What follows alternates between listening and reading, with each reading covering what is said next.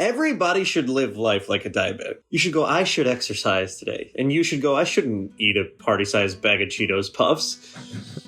You should think that way. You should be concerned with your long-term health and the longevity of your internal organs.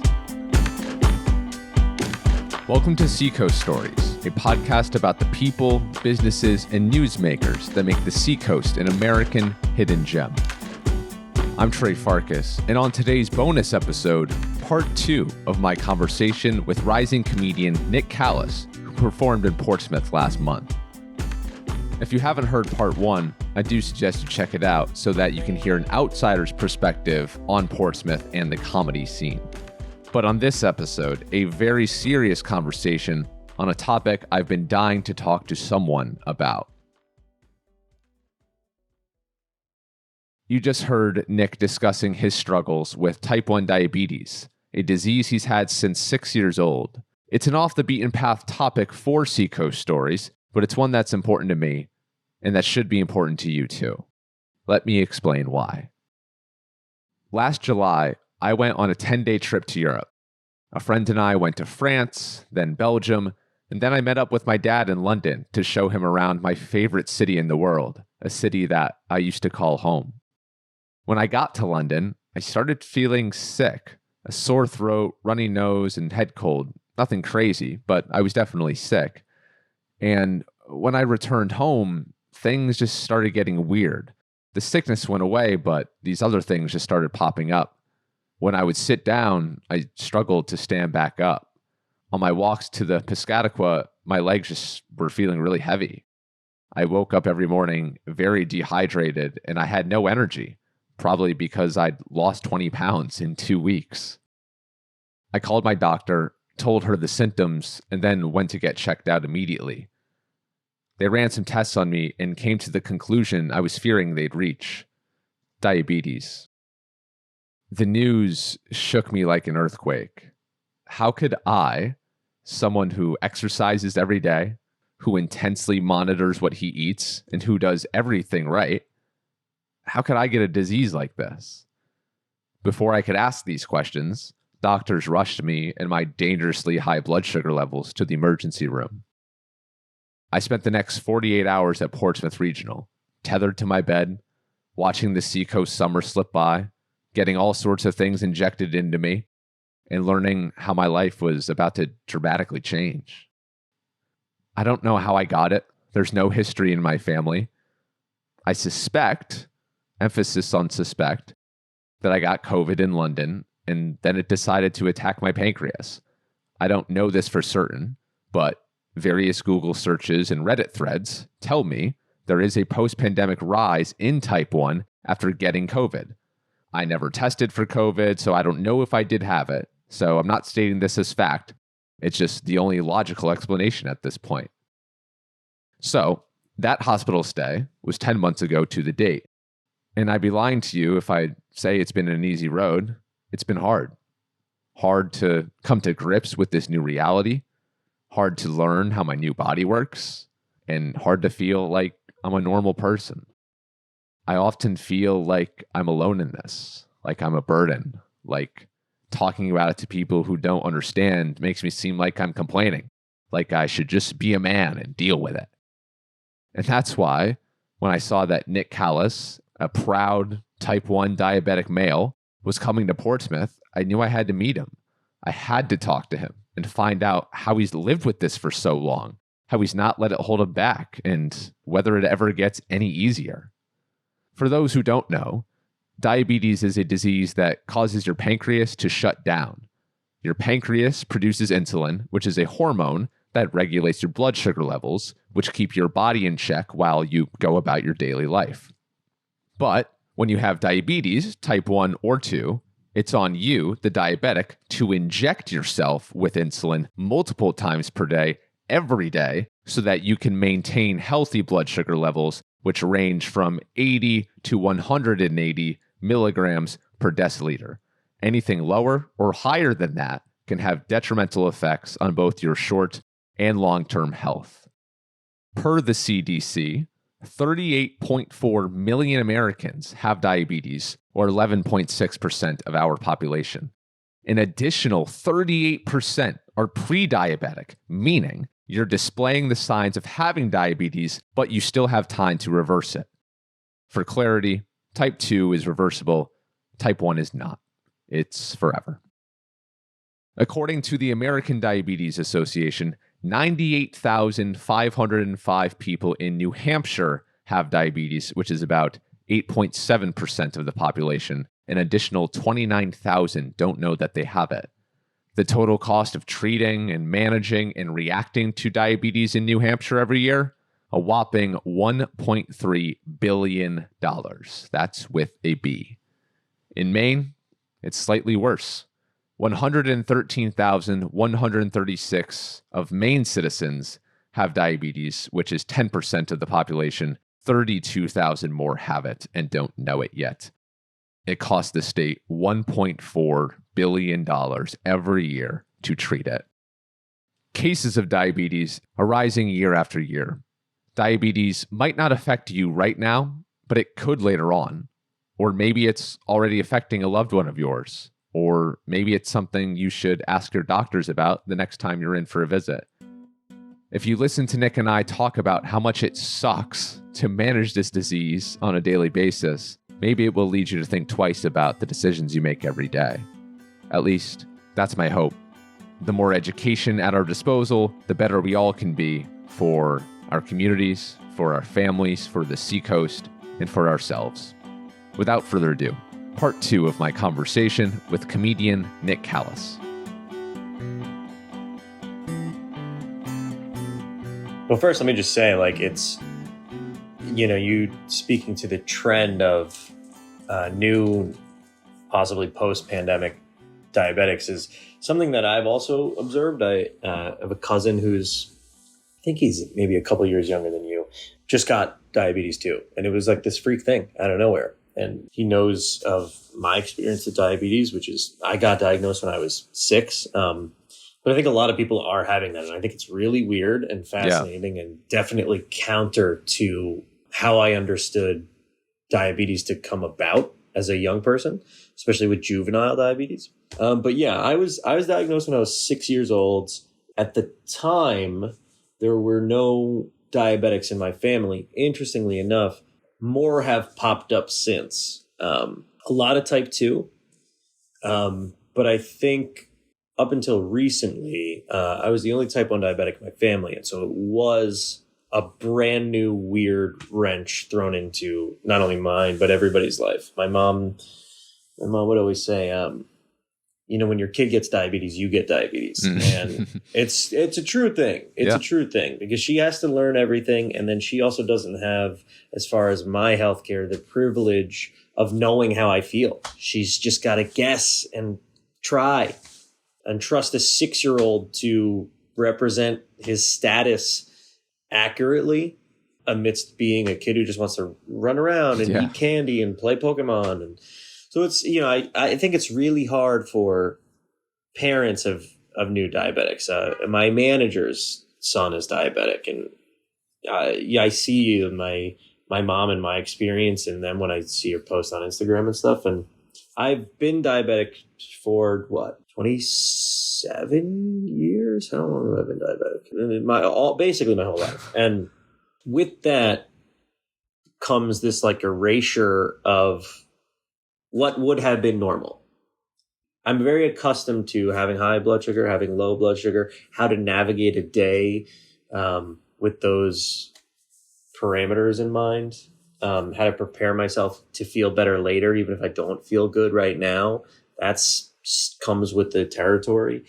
And so, being diagnosed in 1998, I was taking insulin drawing insulin with syringes out of, little medicine bottles, like the 1920s, and taking my glucose level with a meter that took almost 2 minutes. And all these really old way that didn't for 10 years, it seemed like there was no difference.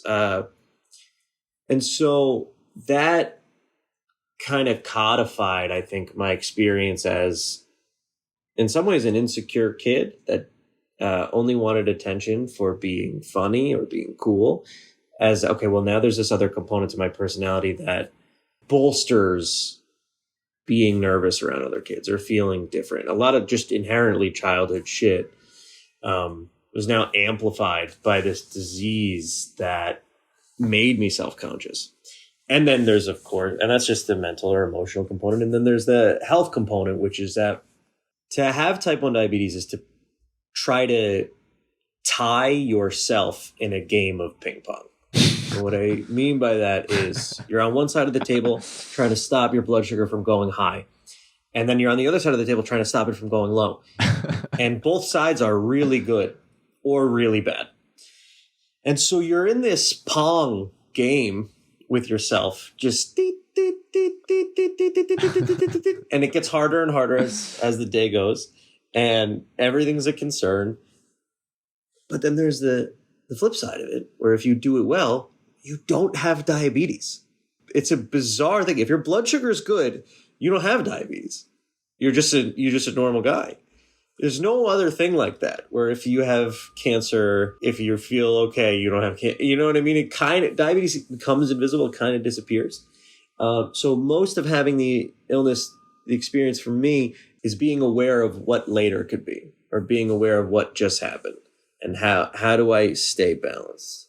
So it's a sort of constant preoccupation, right, that you have to become really adept at, and you have to be disciplined, because you can't just eat a bar of chocolate whenever you want. And there's a sacrifice in doing something that might be easy for somebody else to do. This constant preoccupation, it's always in the back of your mind. It's always lurking. Does that ever go away? Yeah, because one, it's good to have.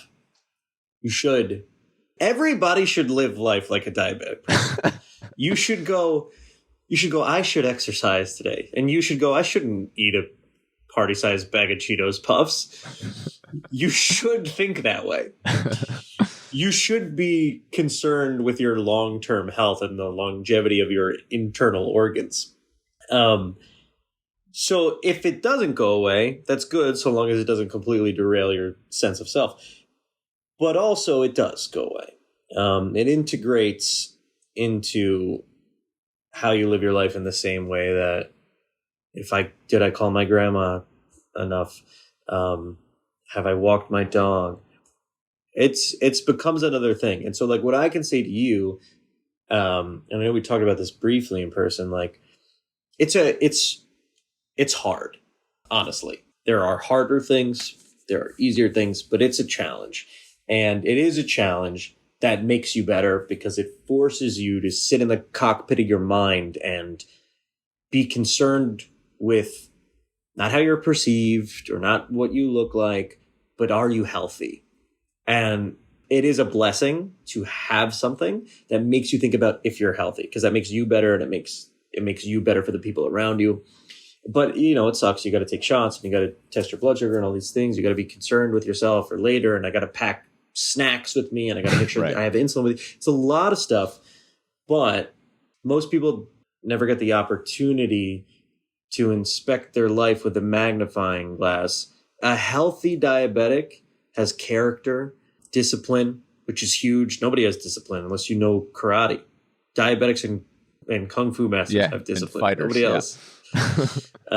So it can be a good thing. And yes, the panic or anxiety associated with how you might feel later or what could happen to you goes away, because you become adept at handling it. You go, okay, well, I didn't go into diabetic shock today or yesterday or the day before, and I know what it feels like to handle this. So yeah, it goes away.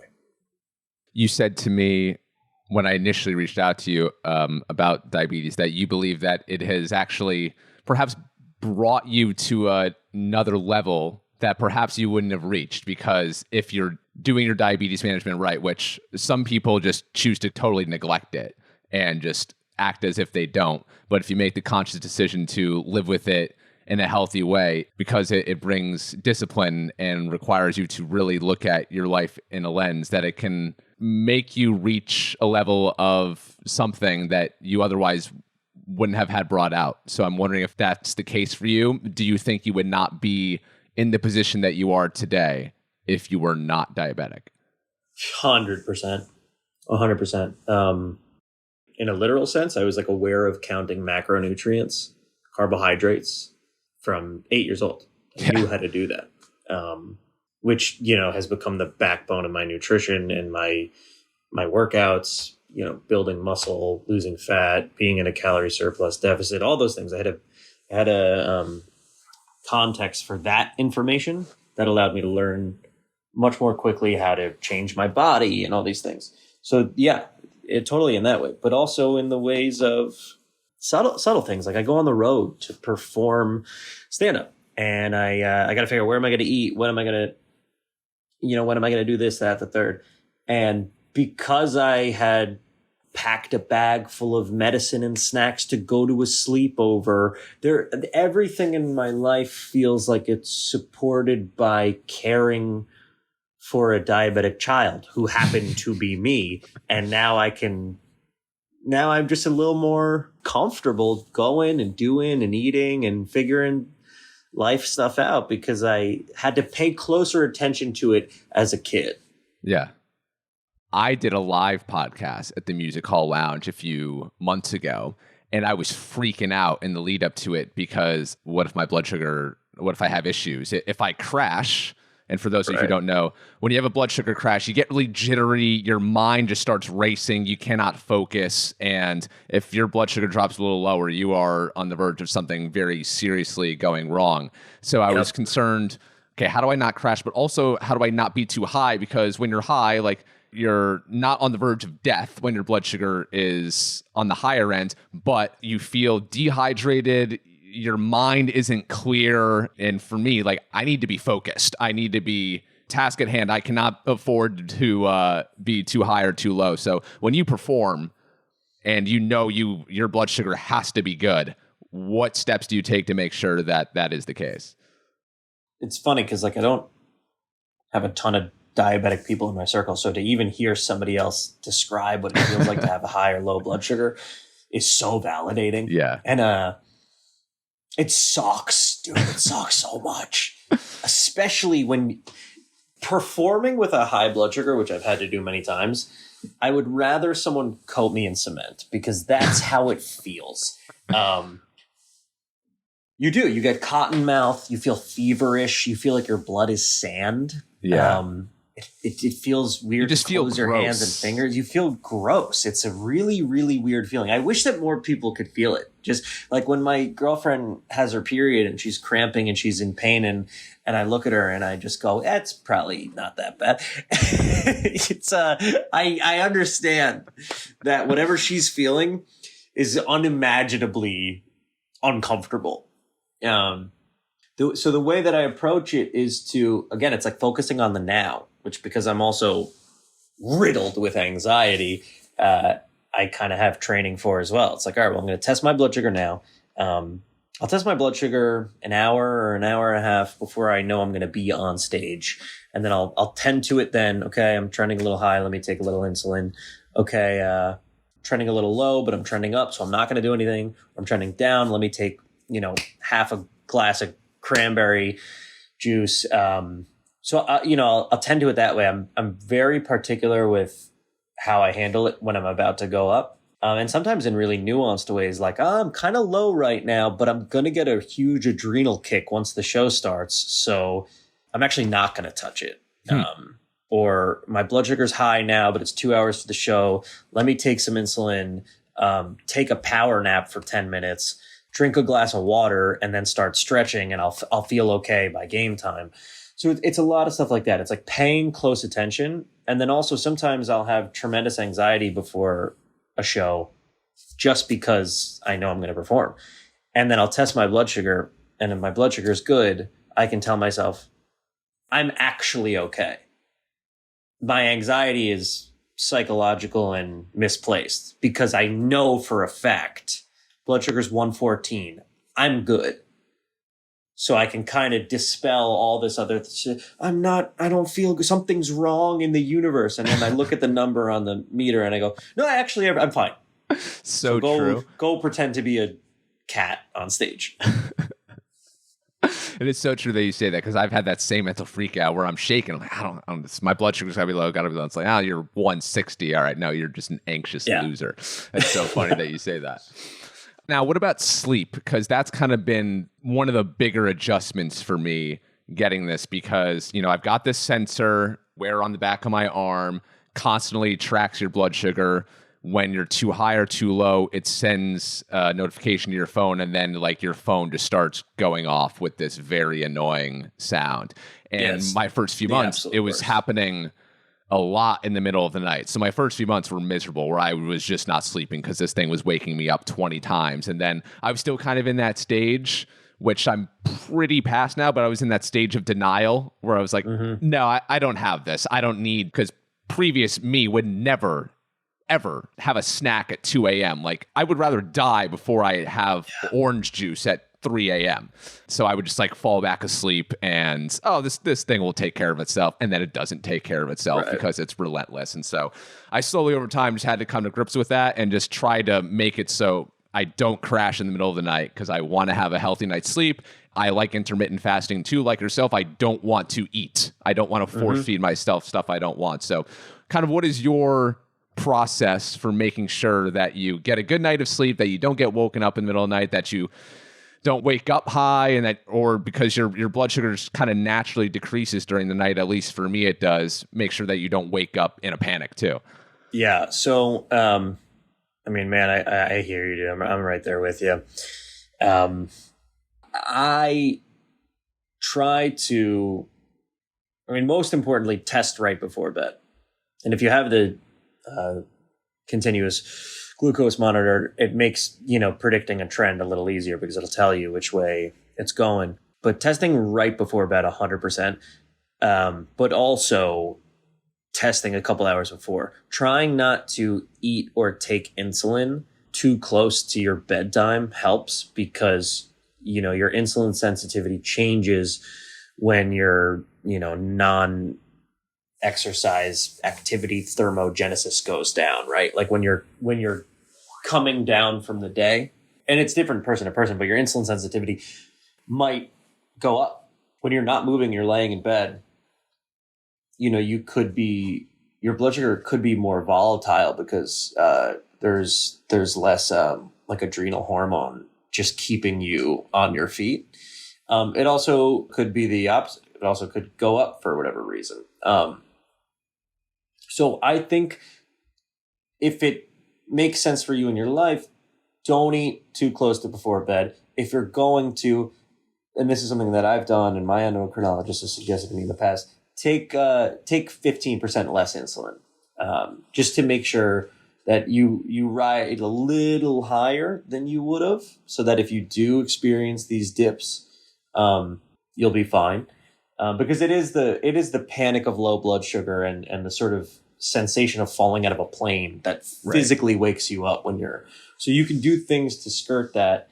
But again, I'll say this, whatever that is, sleep and stuff like that, it seems to find itself out the longer you have diabetes. And at some point you might be dealing with, I have low blood sugars all the time at night, but your body gets really used to how awful that feeling is, and the panic associated with, because you're right. When you're young and having diabetes, every time your blood sugar goes low, you feel like you're saving your life with whatever you eat. It is that. You go, if I don't drink this, I die. And it's dramatic, and it's not true, but it's true. What starts to go away is that. You become Indiana Jones. You're like, don't worry, I've seen this before. And you're chill about it. So, like, you should look forward to that. Everything you're doing now will give you a confidence to be able to handle this stuff later. Yeah. And I've started to have that with the sleep, because just improve my sleep, and also just as a little experiment a month or two ago, I started, you know what? I'm going to turn the phone off because I'm sick of this alarm. And I'm just going to see what happens. And I'm going to and I think it'll just improve my sleep. I've got the science about kind of like the EMFs from the phone. I think it just fucks with your sleep too. So I started turning it off, and I noticed that, well, A, just like I was just sleeping better, but B, that if my blood sugar was low, which my phone wasn't going to tell me, my body would wake itself up at 3 a.m. So is that the case for you?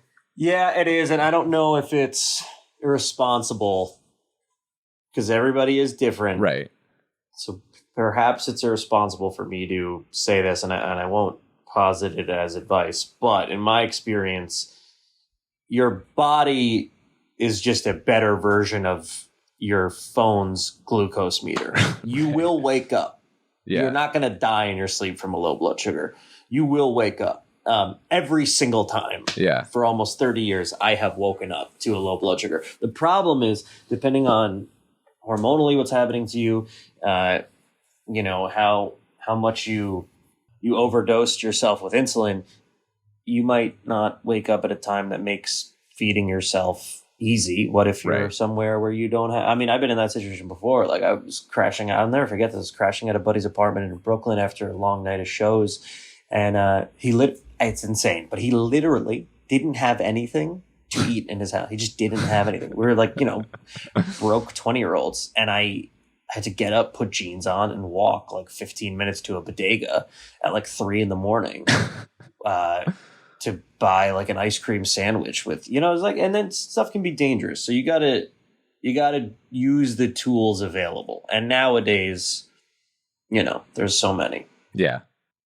So we just went super granular there. Hopefully all of you took notes and understood that. Something that, you know, kind of speaking to being at your buddies, I was just at my buddies this past weekend, and it was really kind of the first time that I'd gone and stayed with someone as a diabetic, where, you know, you're kind of like, you're a guest and you're under their house rules.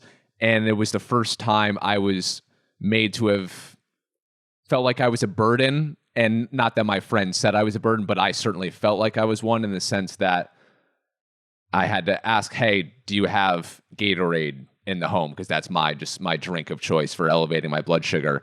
Hey, when exactly are we going to eat? Because I need to inject myself. And they're like, oh, actually, we can't leave right at this second. I have to do this. So it was the first time I felt like I was a burden for having this. Does that ever go away? Yeah, it does. Because what happens is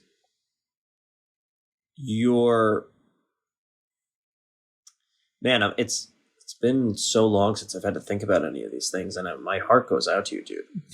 Because I was lucky enough that when I was dealing with that stuff, I was a child, and you have parents, and you have sort of social.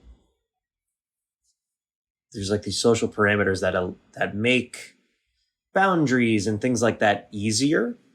There's just generally more respect for things like that. There's people who communicate on your behalf. You're not. Nothing is your fault when you're a kid, and diabetes still is not your fault. But it's a thing that happened to you. And so it makes it easy for people to not have to address it and still acquiesce to whatever your need is, right? Because there's an intrinsic sympathy for children. So I didn't have to deal with that stuff as much as an adult, but I know very acutely what you're describing. And it does go away, because what happens is you start to become more adept at how to handle things like timing and food, and you have your own food with you, and you're very advanced at when you need to eat and when you need to take insulin, and how you can subtly slip out for taking an injection to the bathroom really quick and be back in 35 seconds, and how to hold eye contact with someone while, you know, giving yourself 12 units. You know, there's still working on that one. It'll come. All this weird stuff will come. And then also, as you develop confidence around being diabetic, what'll start to happen is it will be a smaller and smaller part of your identity in the ways that you are scared other people will observe. I can't speak to the depth that another diabetic might feel this way, but it's very normal to me, I think, that you might feel broken or ineffectual in some way to have this thing that most people don't. But like anything, as you get your handle on it, it's like a confident pilot. People go, well, I don't know how to do that. And it seems bad and hard. But he's got it. So I'm actually confident going on this plane with no idea how to fly it. The dumbest thing you could do is go on a plane as just a person. But when the shepherd has confidence, it signals subtly to everybody else to respect it in a way. So, oh yeah, do whatever you're going to do. Or, yeah. It just starts to happen. What's the best advice you would give to not the diabetic, but those surrounding the diabetic, the inner circle, to give the diabetic in their life support?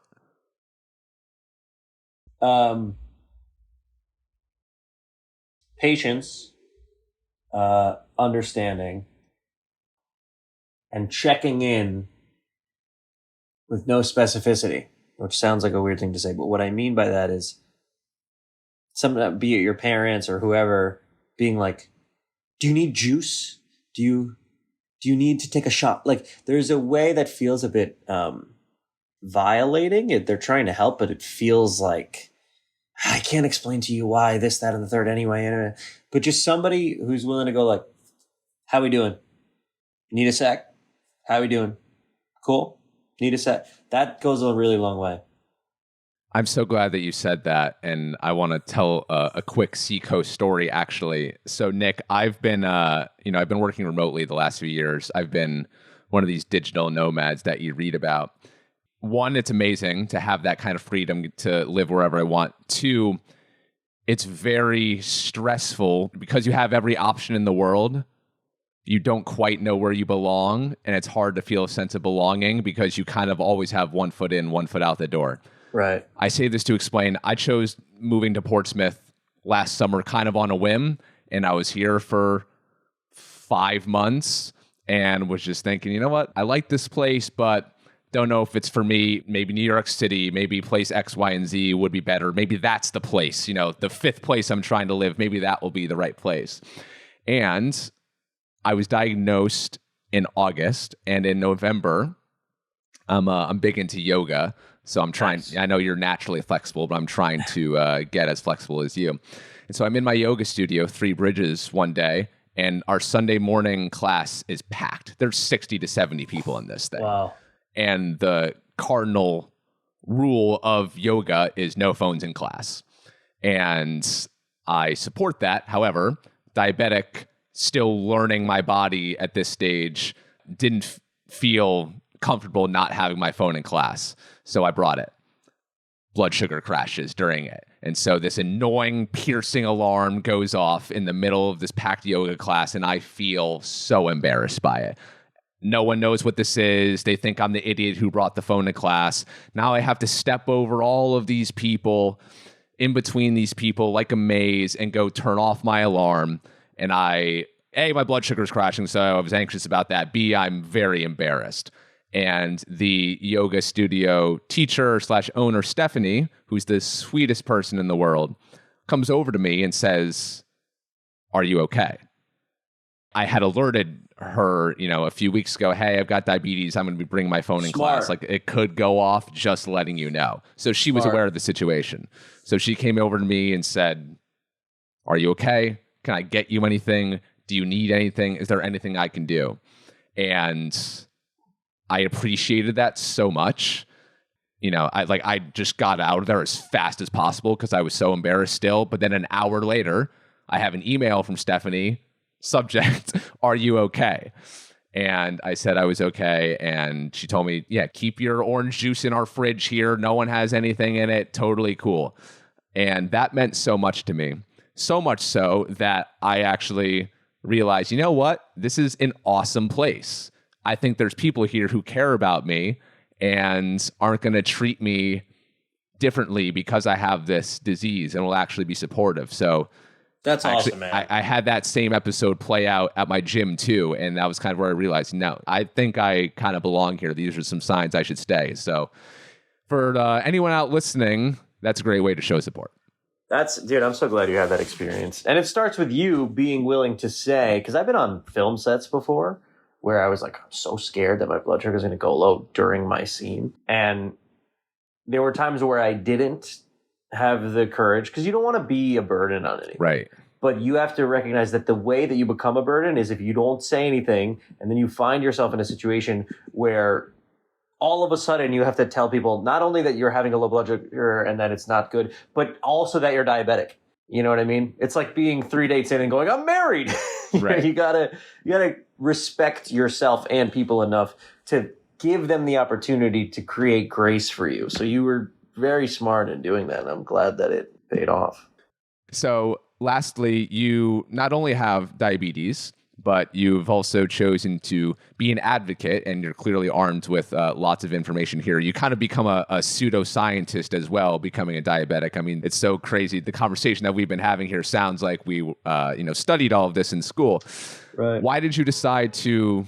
Because many people just choose to live with it and just tackle it amongst themselves. But, you've chosen to do some work with the Juvenile Diabetes Association too. Why have you chosen to educate people as well? For the babes, for the chicks. Yeah. For all the ladies. I think because of what you said is true. I think diabetes is one of the only illnesses that when you have it and you have to care for it, it requires you to become an endocrinologist. Every diabetic who takes care of their blood sugar could advise other diabetics on how to do so, at least in a basic sense.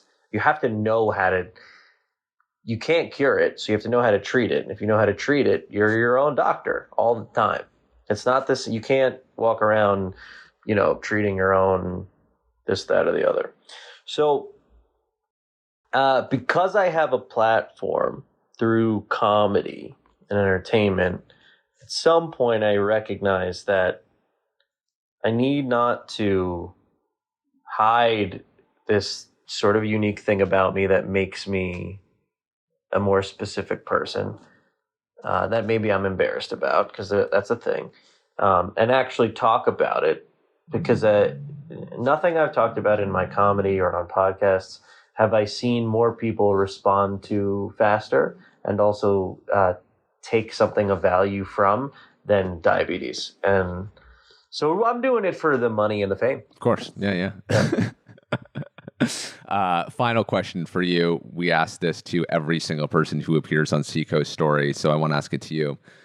Nick Callas, what is your mission? My mission is to self-actualize entirely to the version of myself that I designed as a child that I thought would be a cool, kind, caring, helpful, impactful, influential artist, husband, father, brother, and so on, and create more positivity in the world through my uniqueness and art that will have on people the effect that things like Dragon Ball Z and Wayne's World and the Marshall Mathers LP had on me. That's the mission. And to show people that whatever it is that you are curious about is the thing that you should be interested in, and is the thing that you should pursue, and is the thing that you should improve at, and is the thing that you should ultimately treat like your opportunity to leave the world with something better, because that's why you're curious. There's secrets in you that it's your job to uncover and turn those curiosities into gifts for yourself and other people. One more time for New York City-based actor, rapper, and comedian Nick Callas. I appreciate him so much for joining me and for allowing me to have a conversation that I badly needed to have, and I hope it's helped you in some way too. For more from Nick, his comedy special, Wolf Pup, premieres June 27th on the 800 Pound Gorilla YouTube channel, the link to which is in today's show notes. That is it for the launch week episodes. We're on to the normal programming schedule now, with new episodes of Seacoast Stories airing every single Monday at 5 a.m. Eastern Time. A big thank you to all the guests who joined me this week, everyone involved in the launching of Seacoast Stories, and to all of you for pressing the follow button, for spreading love on social media, for telling your friends about it, and for offering so many suggestions and kind words of support. If you see me around town this week, perhaps Wednesday night at Prescott Park or Friday at Creative Mornings, come up and say hi. I'd love to hear your story. Thanks again for listening. Until next time, live free or die.